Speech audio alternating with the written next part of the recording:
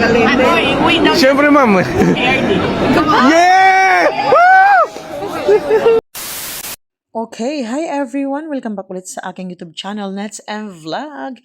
Mega love shoutout po sa inyong lahat. So eto guys, ito po yung update ngayon patungkol kay Tatay Digong sa The Hague. At eto na nga guys, mukhang may pasabog ata si Senator Imee Marcos patungkol sa case ni PRRD. Ang picture na ito ay pinost po mismo sa page ni Senator Imee Marcos. May nakalagay po na caption na kapit lang. Anya, sabi ko kaya Vice President Inday Sara Duterte, higit kanino man, alam ko ang pakiramdam ng mawalay sa sariling bayan. Kaya't simulat sa pool, alam niya ang laman ng aking puso patungkol sa di katanggap-tanggap na sinapit ni PRRD. Ngunit narito tayo hindi upang magdrama, kundi para solusyon. Narito tayo upang umaksyon. Hindi ako naghintay ng 39 years para lang magkamali muli. May Marcos na natuto sa kasaysayan. Narito ako hindi para sa isang tao kundi para sa sambayanang Pilipino. Thank you, Atty. Nicholas Kaufman. Together will be bring PRRD home! Naku po, nakaka-excite naman guys. Grabe, nabigla ako Ngayon ko lang kasi nabasa yung last part ng post ni Senator Imee Marcos. Mukhang makakauwi na ata si PRRD. At alam nyo ba, hindi lang po ang picture na yan ang nakita ko. Ito rin, no? Itong picture na ito na mukhang mag-uusap na yata ng masinsinan itong dalawa, ano? Sigurado ako may ipapakita si Senator Imee Marcos ng mga proof of evidence kung paano pinakidnap ng bangag na administrasyon etong si PRRD. Naku po, mukhang paparating pa lang tayo ngayon sa exciting part. Alam ko, pagkatapos itong post na ito, baka mamaya or bukas, may mababalitaan na tayong good news patungkol kay PRRD. Kaya ngayon pa lang guys, kabahan na kayo. So ito guys, panoorin natin itong video na si BP Sara mismo ang nagsabi na palalayain na daw ni Senator Imee Marcos si PRRD. At hindi lang yan, mapapanood nyo rin ang video ni Atty. Kaufman pagkatapos ng video ni VP Sara na kung saan ay kasama niya si Senator Imee Marcos. Eto, panoorin po natin ang video ito. Kasi marami sa inyo nag-absent. Nakalimam, nagpalit ng day off para mabigyan kami ng pagkakataon na personal na magkasalamat sa inyo. Kaso, hindi namin maisa-isa lahat. So, paabot na lang ng salamat namin sa kanila, sa mga kababayan namin. Kahit po ibang laki yung vote namin. Saka ma'am, Alam po nila yung support na namin sa inyo kaya pinayagan po. Talaga, mayan ko. Alam kayo, Sinabi ko talaga po na punta kami ng misa kasi si Sir Vic. saka pasalamat din kay Madam Baby kasi pumunta ka rito. Matagal namin gusto namin pumunta rito. Maraming salamat talaga. Plano namin ni Senator Imee talaga na dumaan. Maraming salamat talaga. Appreciated talaga namin. Solid po kami dito. Solid po. Lahat po, solid kami dito. Taga-Ormoc din po ako, ma'am. Solid din kami sa Ormoc. Opo, actually ma'am, pamangking ko po secretary ni Mayor Lucy Torres, pamangking ko. Okay. Ang laking tulong nga ni Mayor Lucy tsaka ni Congressman Detention actually ma'am, during the campaigns yeah. ng mga senators. Solid po kami doon sa Ormoc. Proud Ormocanon po ako. Kami pagka-anegdot, mga taga. Ma'am, salamat din ma'am sa tulong nyo. Kaya sumuporta din ako, bumoto din ako dahil maraming salamat din po talaga. Ano, iuwe daw Siyempre ma'am. PRRD. Yeah! Woo! Maraming salamat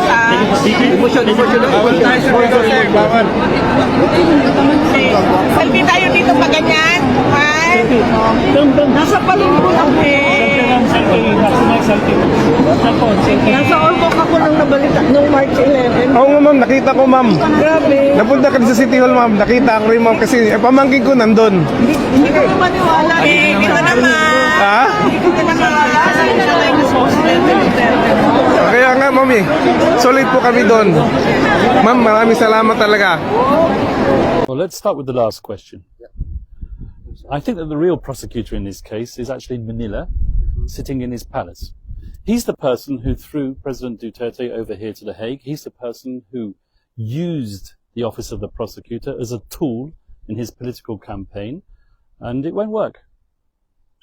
Now, regarding the sanctions, the US sanctions, these were imposed. I don't think it has anything to do with the Philippines situation. As you may be aware, President Trump is pretty annoyed with the ICC because of the investigation into what so-called Palestine situation. And he has said, quite frankly, that anyone who targets the United States, who targets United States allies, and for all intents and purposes that is Israel, and Prime Minister Netanyahu, they will be subject to sanctions. Now, at the present moment in time, these sanctions are only affecting one person in particular. That's the Chief Prosecutor, Karim Khan, who has now suspended himself because of the allegations of sexual misconduct. I'm not going to go into those allegations. It's not my role to pass judgment. But he is being investigated by the United Nations, and the United Nations Office of Internal Oversight Services will come back with their decision on the matter in due course. And then whatever happens to Chief Prosecutor Khan will happen. But the person who is handling the case at the moment is the Deputy Prosecutor, that's Mame Niang. And he has overall control of the case, and he is the person who is now signing off on documents in President Duterte's case. However, on an operational basis and on a day-to-day basis, the person interacting with the defense is an experienced American prosecutor. I'm not going to mention his name, but he's a professional prosecutor. We just hope that the deputy prosecutor himself will take the time to learn the case and also interact with the defense, because just as I am accustomed to interacting with the former chief prosecutor, I expect that the deputy prosecutor who has now assumed that role will interact with me. Attorney, with respect to the application or the motion that you filed pertaining to the disqualification of 2 of the 3 judges, we are awaiting the result of that. Do you have insights, or were there already information with respect to the result from the plenary session? Well, let's get this straight. I'm defense counsel. I don't sit in chambers. I'm not a party or a fly on the wall in the discussions of the judges themselves. The judges, as you will be aware from the decision which was issued, have been required, I'm talking about the 2 judges who the defense requested to disqualify, have been required to make their observations by a certain date, and that was yesterday. They would have made their observations. I'm not sure whether those observations are disclosed to defense counsel at this moment in time. And they will be disclosed in due course once the plenary have sat and once the presidency renders its decision, and we will know what they decide. Let me make one thing clear. We invited the judges to disqualify themselves, or to excuse themselves, right, as a matter of courtesy and out of respect. They said that we shouldn't do that. Well, we shouldn't do that, but we acted out of politeness and courtesy. It's not our position to criticize judges. Judges are independent. They have a degree of integrity. That's presumed integrity, and we're the last people to question their integrity. However, this whole issue with respect to jurisdiction has already been litigated, and litigated extensively, and those 2 judges were party to that decision. That's what the request for disqualification is all about. Attorney, it is also a known fact that the former president is now the mayor of the city of Davao. Are you already processing everything with respect to his oath-taking?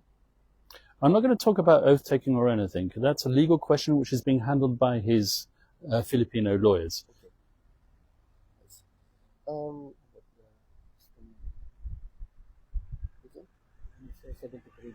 Oh yeah, he's been there for 73 days already, held inside the ICC detention facility, attorney.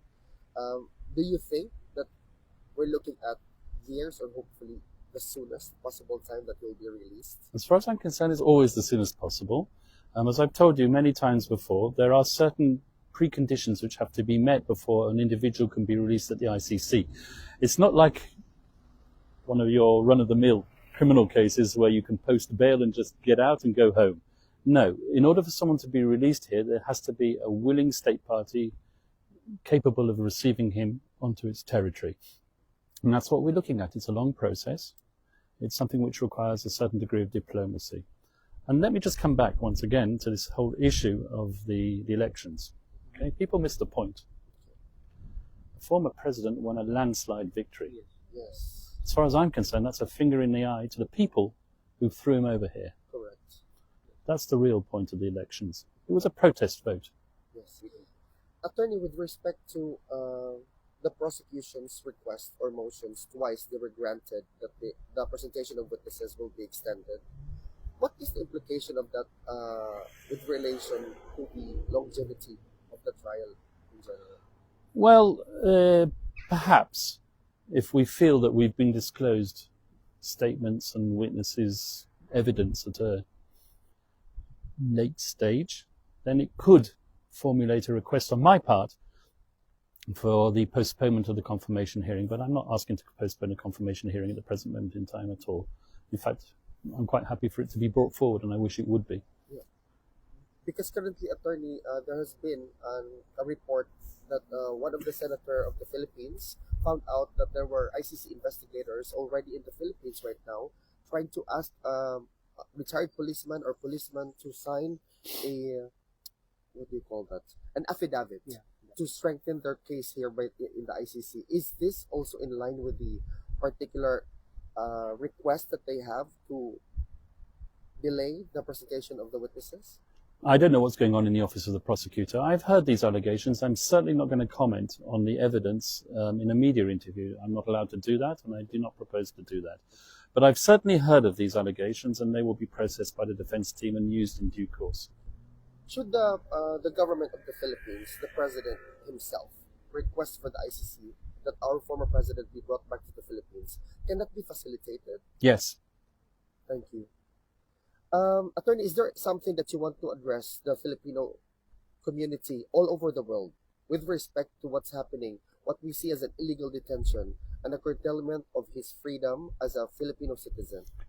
I want to tell the Filipino community around the world who support the president to keep your spirits up, to support him, but to support him lawfully, and with all respect for due process, the judges and the victims, who I've said time and time again have an important role to play in this case, and they have a right to have their voices heard. So respect that. Has nothing to do with his innocence. We will fight for that, and we will hopefully bring him home soon.